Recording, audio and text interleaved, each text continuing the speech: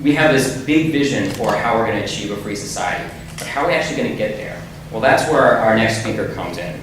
Our next speaker is Max Borders, who serves as the editor and director of content at the Freeman, which is run by FEE. He's also a researcher and ambassador with the Seasteading Institute, an organization committed to building parallel institutions at sea. He's also the author of Superwealth, Why We Should Stop Worrying About the Gap Between Rich and Poor, which actually comes out both in a Kindle version and print edition next week. Max has also authored a chapter in New Threats to Freedom alongside leading lights like Richard Epstein, Christopher Hitchens, and David Mamet. He's been a Koch Associate and most recently a Robert Novak Fellow with the Phillips Foundation, but I know him best from when he worked at IHS on our educational programs.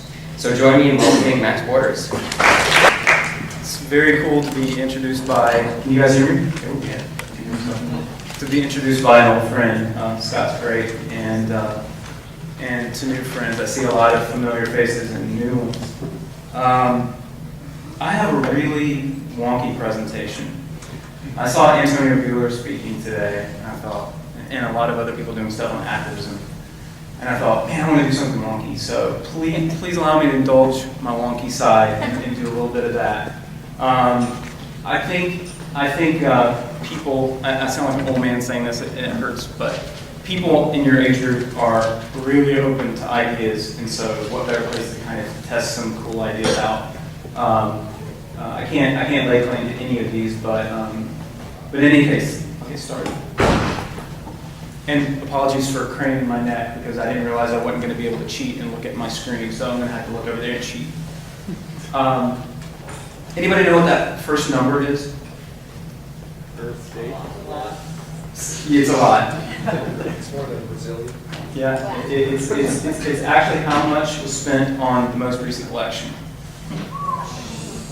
And the second number is revenues for MBA last year. And I've come to understand electoral politics as a giant game of sort of kind of tribalism in team sports.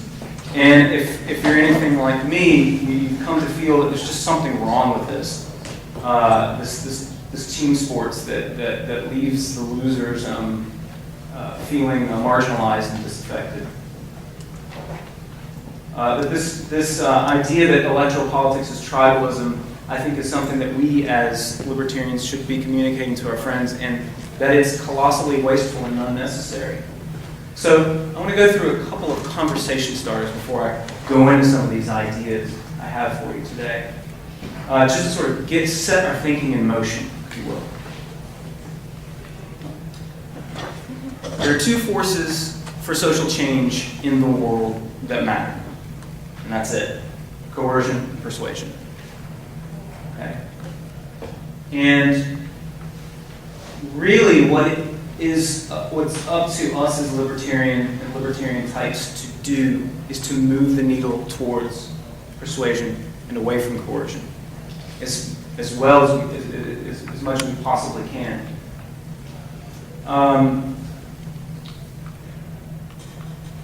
And so when we push the needle in this direction, we start framing conversations we're having with our friends in terms of moving things towards persuasion, away from coercion.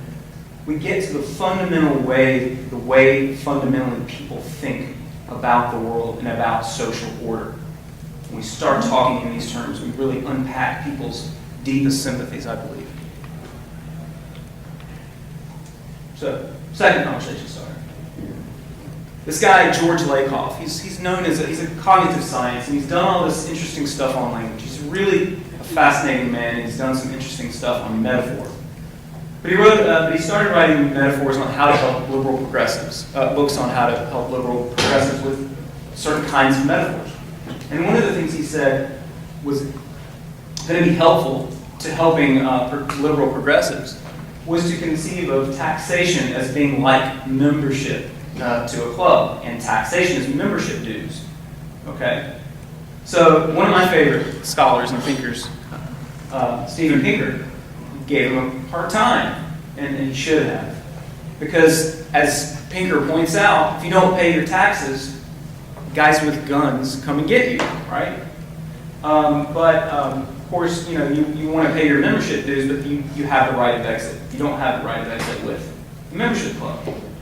So one of the conversation starters I want to put before you today is the idea that maybe we should start thinking about Lakoff's metaphor and using it in its actual, more literal terms.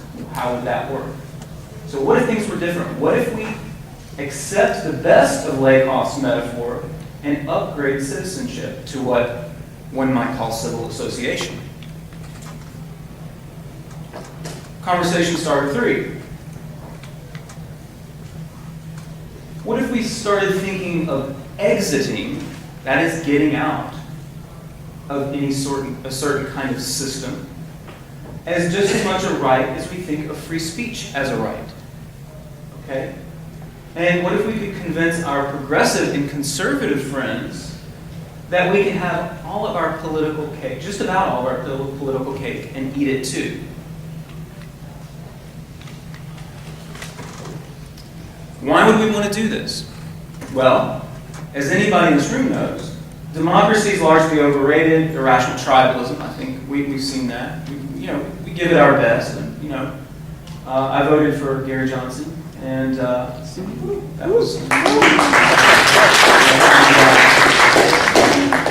Would love to have voted for Ron Paul, but this is not electoral politics. And when I said that, I was acting as a citizen, and completely as a citizen, and not for any nonprofit organization I happen to be associated with. Our Constitution is increasingly becoming meaningless.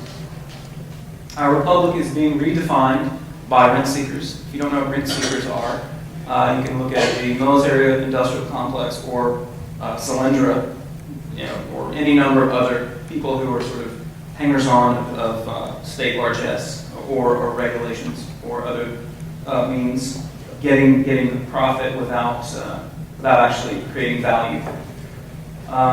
And what we just saw is a great example of what I call tug-of-war politics, where you have conscientious people in your family and friends on both sides of this kind of vague divide who are fighting over the spoils of what? Well, we're not quite sure, but there's certainly tug-of-war there. And I want to put forth today the idea that new social operating systems are possible. I use the term operating systems. It's the idea that any kind of society basically functions through institutions or rules, right? Well, a social operating system gives you an idea that I just got a new Mac instead of using a PC, so I chose a new operating system. The idea is new social operating systems are also possible, and we should be able to choose them.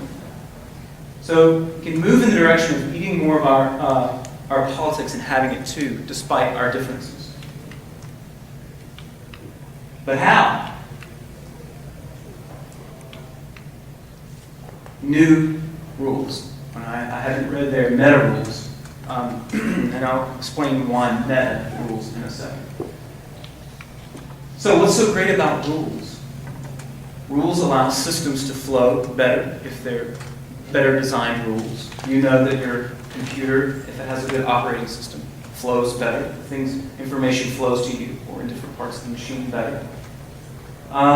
Rules, as we learned from F.A. Hayek, allows complex orders to emerge. Right? This is based on some sort of underlying rule set versus another rule set. Orders are more likely to emerge. Rules regularize our behavior and confer a certain amount of predictability to that behavior, right? So if we all agree, say we're in our Model T Fords driving around and we're about to crash into each other, and say, whoa, somebody says, wait a minute, drive on the right. And suddenly there's a magnificent amount of order that's possible where everybody's driving on the right. Okay? And we sort of take that for granted now. But rules are not like regulations because they don't privilege a person or group. And this evokes the spirit, I hope at least, of the rule of law. The idea of the rule of law is that the law is not meant to privilege groups. And so Regulations, of course, restrict our behavior, restrict flows, constrict the flow systems, control our behaviors, or prescribe our behaviors. Don't do this, don't do that. You need to do it this way and fill out this kind of paperwork. So some interesting people are picking up on the value of new rule sets. Okay? And I've got some pictures of them. I call them radicals for rules. So here are a couple of them you may be familiar with. That guy up in the right-hand corner, Michael Strong, used to live in Austin, and he's done some fantastic stuff in Honduras trying to create free cities, which is part of the theme of this talk a little bit you'll see. So, and then of course there's the original radicals for rules. We know those guys, Jefferson, Madison, and gang. So could you be a radical for rules? Well, radicals for rules think some rule sets are better than others. That we're not monolithic about human beings or political systems. I think this is an important distinction.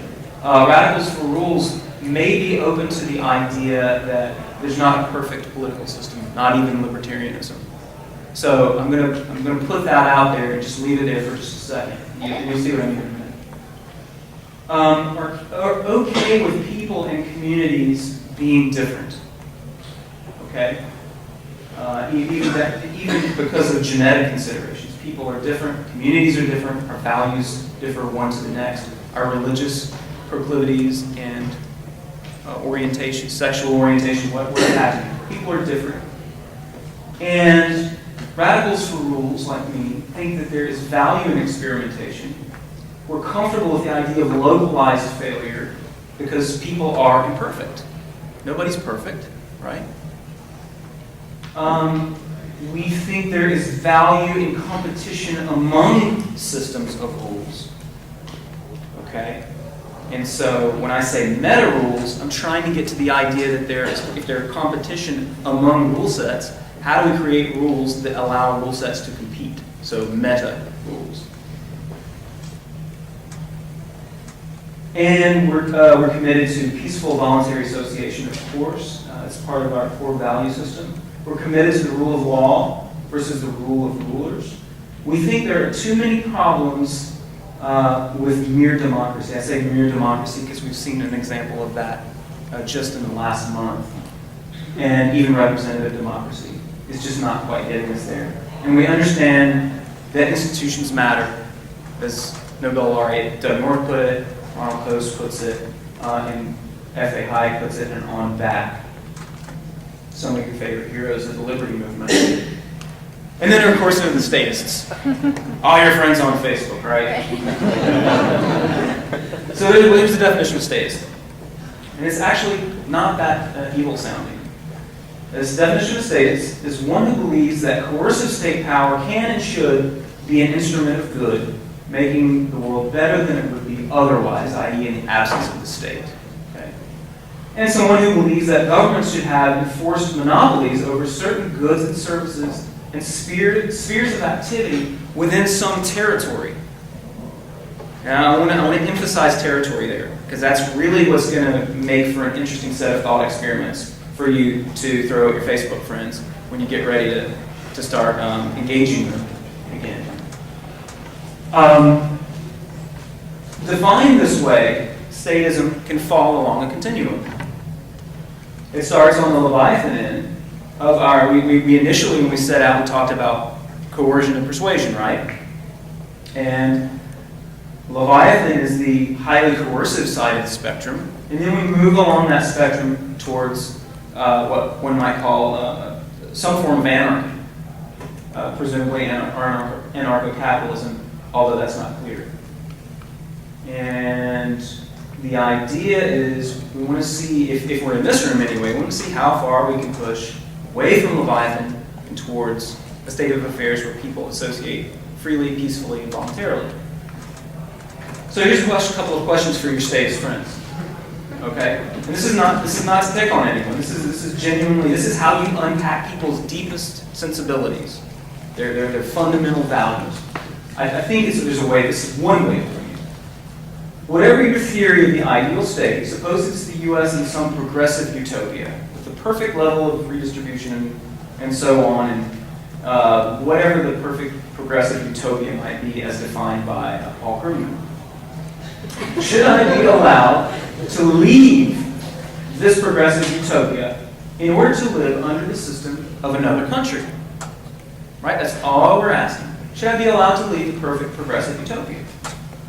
If your answer is no, then we have to assume you believe justice requires a single world government that makes all the rules according to a single concept of justice. Because if I'm not allowed to leave the perfect utopia, then presumably anybody outside of our perfect utopia is of lesser moral standing and are somehow purveyors of injustice, right? Now, I could be committing to some sort of logical misstep here, but I think you can catch people in that. So watch out, Canada. If I can't leave and go to Canada, the Canadians also should be looking out, because progressive utopia should, if it's perfect, expand, right? Expand its territorial boundaries. Because remember, we're attaching all of this stuff somehow magically to territory. As we said, that's what statism is. If your answer, however, is yes, that we should be allowed to leave, then what is it about territory that's so magical? What is it something about this terra firma that's different from that of Mexico or Canada? What magical properties does it have that makes these set of institutions governing it compel me, by virtue of having been born here, to comply? All right.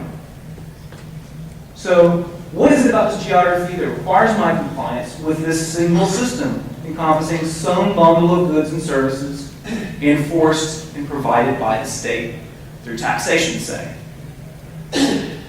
I think we have to focus, if your friends say yes, you should be allowed to leave the progressive utopia, I think we have to focus on the people who answer yes.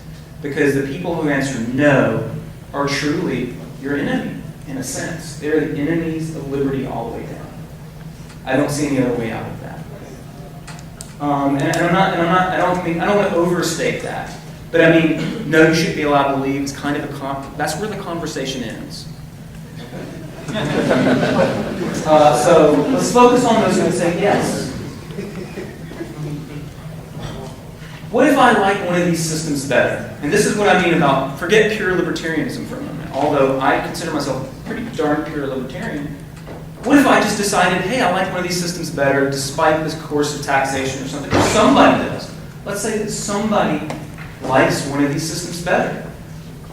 Okay, I like the S's. So I use Singapore, Sweden, South Carolina. I'm from North Carolina, so I don't. That's crazy talk. And Seattle.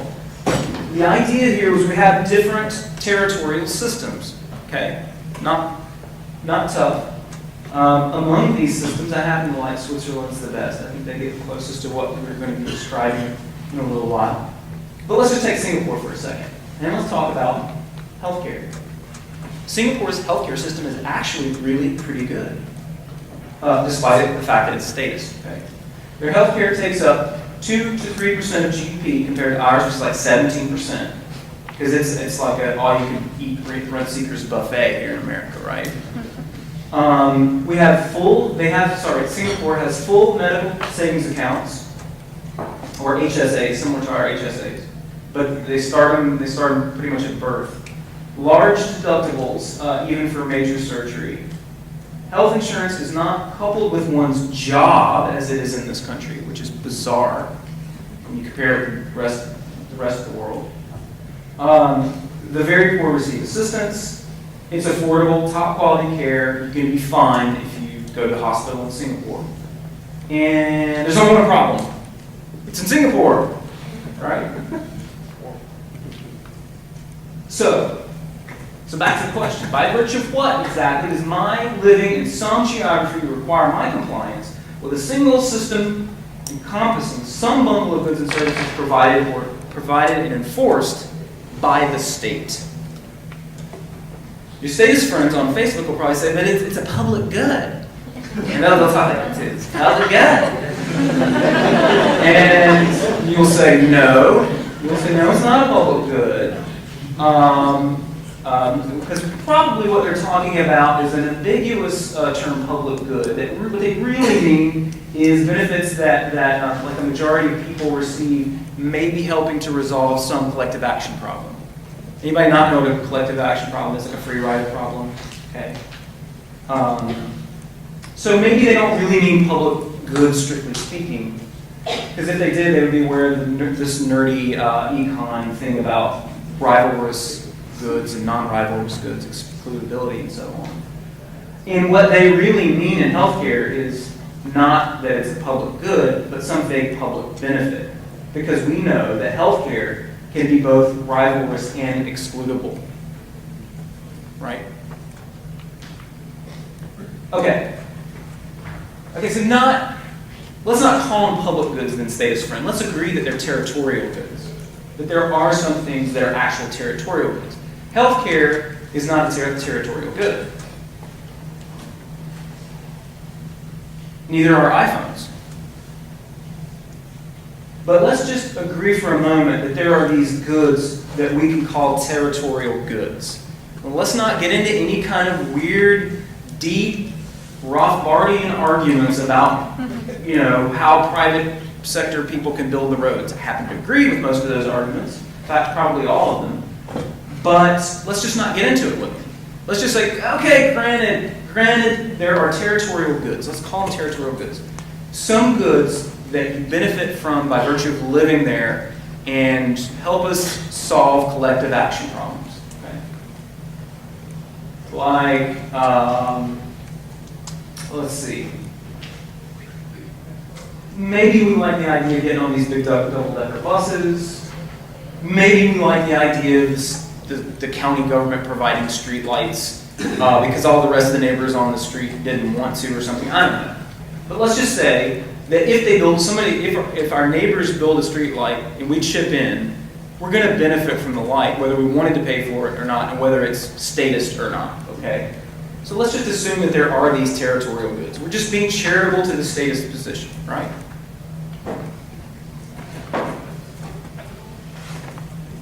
We might say there are transportation and roads would qualify under this, defense and security, police, fire, emergency services, justice, public utilities, penal institutions, parks and aesthetics, nuisance courts, zoning, the idea that you might benefit, there might be some territorial good from making sure that Ronnie doesn't leave his rusty junk cars piled up next to you and all that kind of stuff. I mean, of course, we all know there are tort cases and these kinds of things, but it's hard to make the pure libertarian case to your statist friends online. So we're just granting these territorial goods, okay? Non-territorial goods make up almost everything else, okay? These are goods and services for which there really isn't a compelling case for either solving the collective action problem or a practical need for local access or a perceived need for management by some jurisdictional authority. We know it doesn't take anybody in Austin to facilitate my having this MacBook Pro that I'm presenting this on. So even if you think people are entitled to some of these goods, I think we can entitled in some social justice sense to some of these goods. I think we can agree they are not really linked to territory, nor enjoyed necessarily by virtue of living somewhere.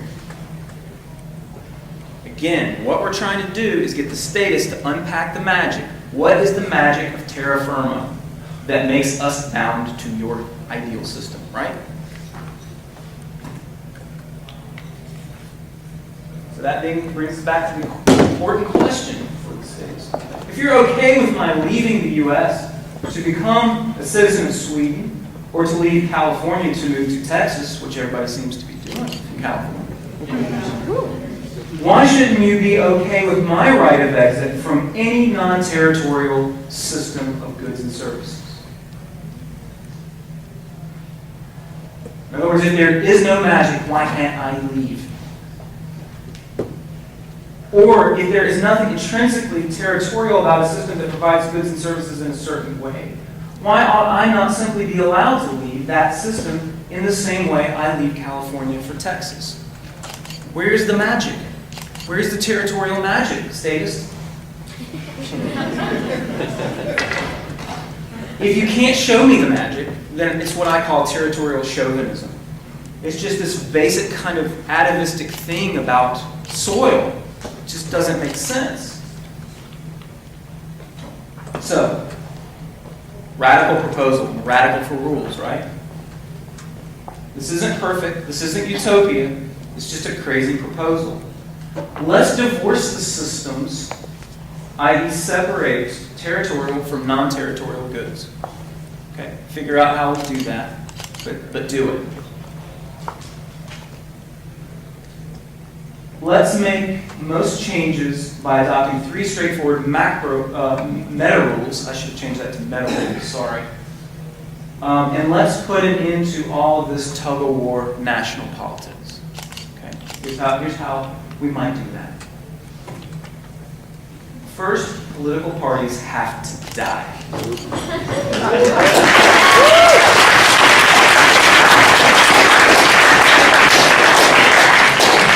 But we have replacements. Civil associations. So, the first macro rule is a right of exit. Anyone may enter, of course, a civil, so we create civil associations, and anyone may exit a civil association at any time, and exit a party at any time, as long as he or she has honored his or her end at any membership agreement. What is a civil association? Awesome, cool guy, dead, nobody knows about him, but unsung classical liberal hero, okay? His name is Paul-Émile Despatie. He's Belgian. He wrote this in 1860, one year before the U.S. Civil War. Okay. What form of government would you desire? Says Despatie's interlocutor to his friend. Quite freely you would answer monarchy or democracy, or Democrat, or Republican, or Socialist, or Libertarian, or whatever. Whatever you reply, your answer would be entered in a register arranged for this purpose, and once registered, unless you withdrew your declaration, observing due legal form and process, you would thereby become either a royal subject or citizen of the republic of your choosing, right? Thereafter, you would in no way be involved with anyone else's government, no more than a Prussian subject is with the Belgian authorities. You would obey your own leaders, your own laws, and your own regulations. Right? So all he's saying is this. It's just a matter of declaration before your political commission or whatever for one to move from a republic to a monarchy or even to Mr. Proudhon's anarchy without even necessity of removing one's dressing gown or slippers. So there's no more tug-of-war politics. You want your progressive utopia? You build it yourself. You join. You join and you live under the auspices of that progressive utopia. Or that Swedish healthcare system. Or whatever. Right? But you're essentially joining a club in Lakoff's literal sense. Not in his slightly mendacious sense, trying to pull the wool over people's eyes to get the vote for progressives. But literally, you join a club. So imagine, you join a system with a set of rules, not a party. And when systems compete, you win. Right? Because you get what you want.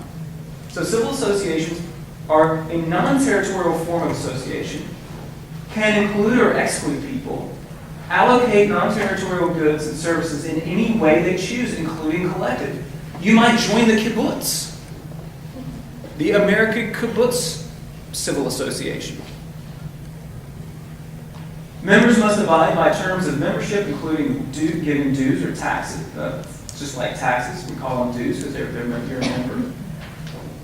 Let you put your money where your political mouth is. You want a progressive utopia? Let's see it. Bring it on. Join the club. Let's see you build it, and let's see you fund it. Right? Not just go into the voting booth all puffed up on rectitude and walk out and act disappointed when everything doesn't go your way. Live it. Give strong incentives for people to be civically engaged. That's what these associations will do. Because if you're joining a party like this, or an association like this, you've got to know what's going on within that system of goods and services and the auspices under which those goods and services are controlled. So these will compete for one another with members and will work according to persuasion, not coercion. They're going to be out in the street. Come on, join the party, join the kibbutz party. Or not party, sorry. We got rid of those, we killed them. The kibbutz association. Actually, it's a bad example. Jews are the only religion who really don't care about converting you. So, we'll talk about the Lutherans. So now, we need a great inversion. Okay? So when we're talking about civil associations, we're talking about non-territorial goods and services. Okay? So if we're granting all these, or we're trying to avoid all these arguments and just get to the next step towards liberty, we're going to grant a lot of arguments about goods and services to the statist. We're going to say, okay, there are these territorial goods, right? But we want a great inversion as compared with what we have now. Power needs to be pushed way down. Way down. This is not anarchy yet. So macro rule 2, a principle of subsidiarity. The Catholic Church actually came up with a principle of subsidiarity. It's basically federalism. The idea is that state functions, if any, should be handled at the most local feasible level. That's pretty simple, right? And this would be a constitutional amendment, perhaps. If you can handle it in your state, handle it in your state. The federal government may not have it. If you talk to Jason Ring, where's Jason Ring? He'll tell you this is kind of already in the Constitution, and it's sad that I'm even having to kind of propose this. But in any case, Jason Ring will tell you this is kind of already in the Constitution. People disagree on this point, but if we make it explicit, a principle of subsidiarity in the Constitution, then this would be the rule. And good old Jefferson, who before his death wrote, "It is not by the consolidation or concentration of powers, but by their distribution that good government is effected. Were not this great country already divided into states, that division must be made, that each might do for itself what concerns itself directly, and what can so much better do than a distant authority. Every state again is divided into counties, each to take care of what lies within its local bounds, and each county again into townships or wards to manage minuter details, and every ward into farms to be governed each by its individual proprietor." This is subsidiarity. This is him describing it, right? So basically, if we have a subsidiarity rule, and we want to pool our resources to build freaking light rail or whatever, we can do that in our specific stratum of territorial goods. But we might go to the next people who want to say, no, we're just gonna outsource all this stuff, or let private companies manage this for us. If they do a bad job, we'll just fire them, like they do in Sandy Springs, Georgia, right?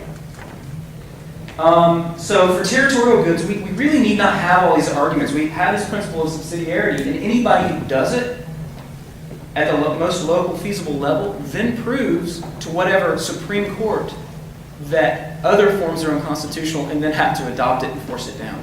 Interesting thing there. So why go local? Why would we want to go local like this? Why would we want to go to the most local feasible level? Accountability is easier. Democracy, if you want to use democracy in your ward or your county, is less irrational by degrees. I'm not going to the polls and crying my tear in a bathtub in the hope of making it overflow in my favor. Right? I mean, that's really the probability you have of affecting the outcome of an election, especially in Texas. Right? So if we're going to the town hall and 100 people are voting, Yeah, that's pretty good odds. That's getting less irrational anyway. But we might not even need democracy for the most local feasible level. We'll see. It's much easier to vote with your feet, which is the best kind of voting, like the seasteaders are trying to do, and like the Free City people are trying to do for the poor Hondurans. You get more experimentation, more chances of replicable success. Look at what they're doing in Sandy Springs. Let's do that over here. They save a bundle of money, and look at the rent seekers going somewhere else. People with local knowledge can carry out tasks better. Screw-ups are less titanic and widespread. Subsidiarity tracks with our ideas about information processing. All the computer nerds here know that distributed systems are generally better in terms of their processing than centralized systems. And resources, importantly, stay closer to home. So if at least you got a fun light rail boondoggle, you can use it, right? People out in Bastrop have to pay for Austin's light rail. They don't get to use it. They don't live here. Come on. Presumption of liberty. This is our third macro rule. This is Randy Barnett's term. If you want to take a moment to read this, I think I'm probably running out of time, so I won't read all of this. But the idea is that we just presume in any kind of macro rule that people should be free and presume liberty. So the state must exercise its power basically only when it seeks to protect the rights of citizens, and everything else defaults to the common law. And that's good, right? That's good. And that tracks really nicely with our principle of subsidiarity. Is this getting too wonky for everybody? Okay, cool. You guys are, UT, it's cream and crop. Okay. So 3 macro rules: right of exit, subsidiarity, and liberty. Now, panarchy. This is DePite's idea. I kind of came up with this idea, and I thought, I was like, this is so cool, I came up with it. And then all these guys said, no, Max. This guy came up with it in 1860, and check out all this other stuff. And check out Gene Callahan, he's really cool. And so, no, it wasn't first. But what we're suggesting here is something that's simple but profound. If each one of us, progressive, libertarian, conservative, or liberal, were willing to give up territorial chauvinism, we could each have almost any system we wanted within reason. And I say within reason because we have to give up the right to dominate our fellows. That's what we have to sacrifice. None of us gets the system we want now. You might get the temporary high of your chosen candidate winning, and you get the schadenfreude of watching the Republicans suffer next day, right?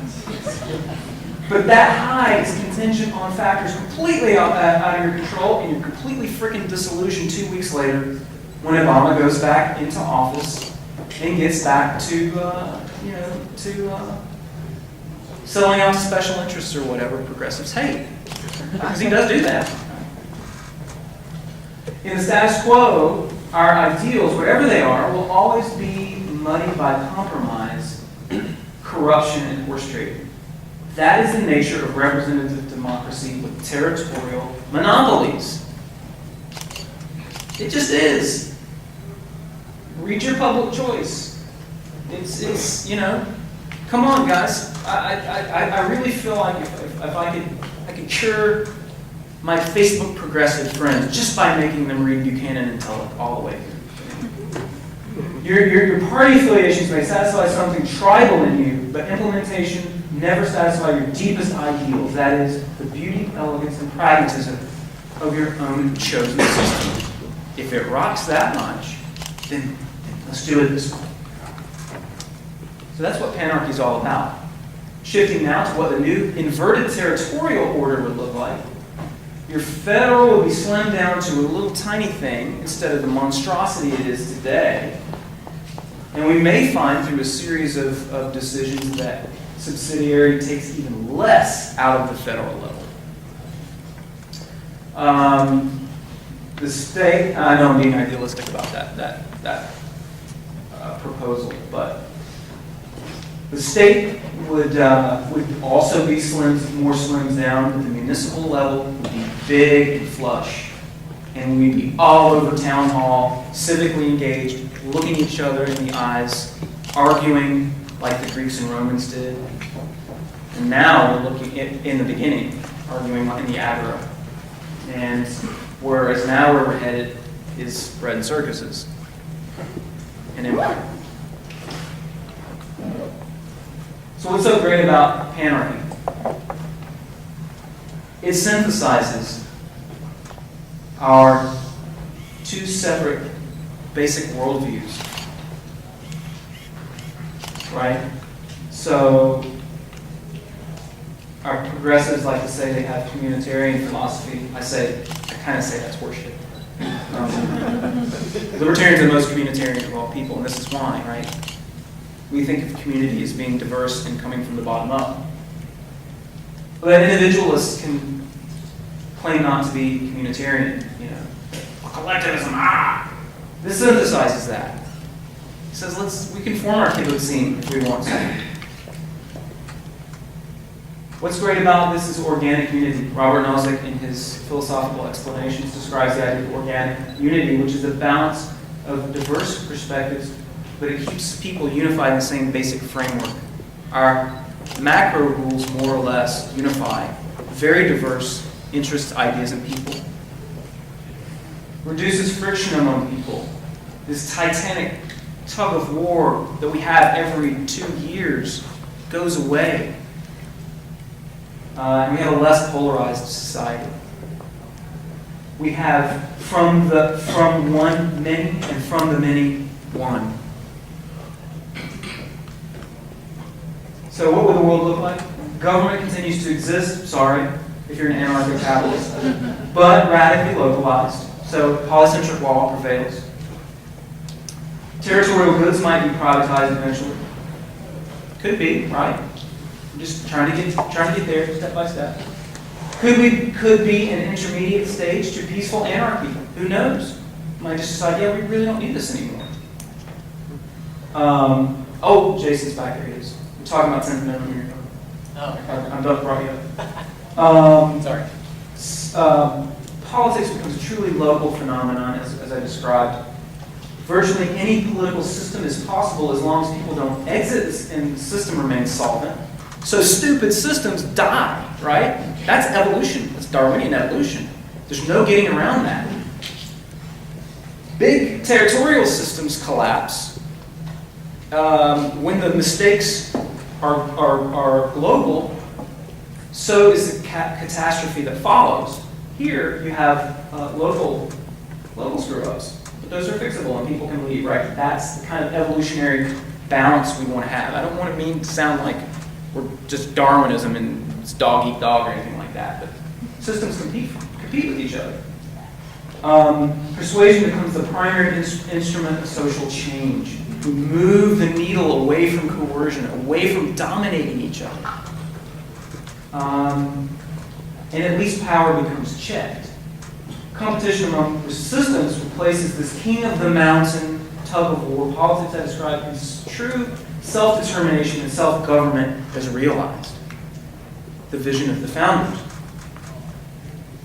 I close with the virtues because I'm a big fan of a woman named Deirdre McCluskey who writes about the bourgeois virtues. I think you should check that out if you haven't already.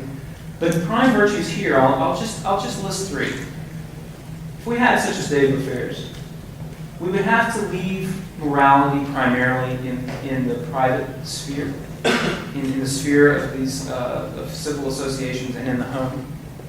So we wouldn't be able to dominate people for various things, religion, sexual orientation, whatever. We would practice a virtue of toleration, therefore that we would have to be a tolerant society. Maybe we're not cut out for that as human beings. Libertarians are. They know they have to be. To be libertarian idealists, you know you have to be tolerant of other people and their differences. And importantly, and this is where I think some libertarians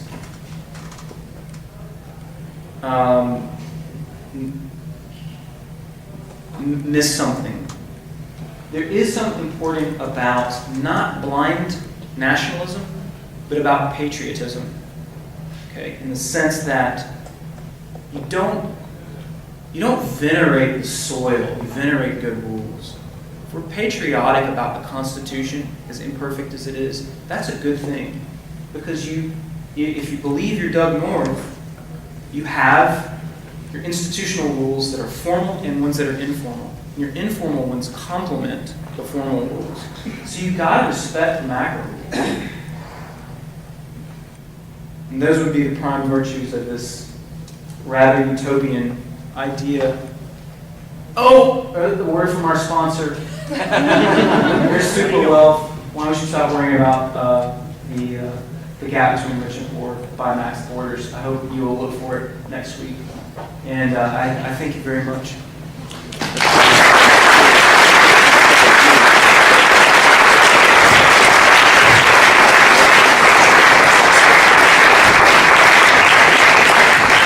Do I have time for a question and answer? Do I need to scoot? Jose? One or two, maybe? Yeah. I really like all this. It makes me think of geo-anarchism in contract cities. But I feel like it would require a degree of stratification and hyper-balkanization, which I'm surprisingly okay with. Whatever it takes to drive people back into their local communities and take the power of government back in their own hands. What kind of economic or environmental calamity do you think is going to take pause at?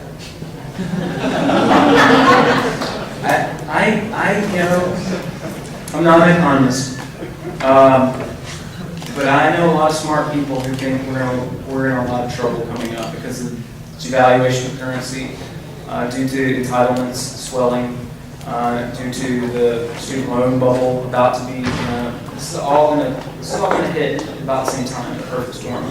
So I am concerned about kind of economic collapse. I'm also concerned that we're balkanizing on two poles as it is right now. And if you have a radical pluralism, that form of balkanization, and the rule sets make it so that you have to treat more people as potential customers rather than dominating them. My hope is, and this is probably idealistic, but my hope is that we start to look at each other as potential fellow travelers on something beautiful that we create in our communities, rather than as this is some stupid teabagger I've got to dominate, or this is some liberal a-hole that I've got to dominate, right? I mean, that's really where my hope is that we head, is radical community building. This is meant to be an optimistic view of the world, and I fear that as human beings, most of the people who are outside of this room wouldn't share that optimism. It's very sad, actually, but we can always hope. Our social operating systems could very well evolve, and it could take some precipitating event like a collapse to allow us to do that.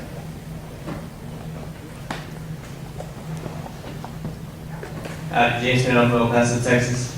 It sounds like a lot of thought went into this, but it still has a lot of questions to remain. Big time. And one of the things I was thinking about is just, so you've got this panarchy system where everyone chooses their own form of civil association to take part in. And then I see that you had the federal, state, and the local chunk and what their duties would be, but I guess within your panarchic system, how exactly do people that choose to associate with the Marxist organization, when they have to interact with the capitalist organization, or people who are in different civil associations? Could you elaborate on how people of different associations interact with each other when they need to?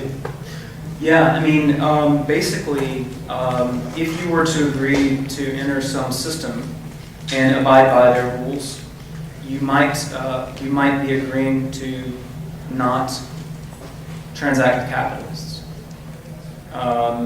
Now, there is one problem in that there is one problem that you're going to get frictions, and you're right pointing this out. So, for example, someone who's Marxist doesn't believe in property. And so there's going to be difficulty if under the system of territorial goods, titling property is a part of that separate set of auspices. What the Marxists are going to have to do is acquire some property from the capitalists and then make it communal, and then they can have their system. So yeah, there's some kinks, no doubt, and so there are going to be constraints at the edges, but I think that's possible. That's why I use the kibbutz as an example. It's completely communal. Once you acquire the communal property through the other means, right, through just titling and whatnot, then it should be possible. But to start, you wouldn't be able to, the territorial system that I showed you that is follows the rules of subsidiarity would be primary, would come before the system of non-territorial goods for that very reason, I think.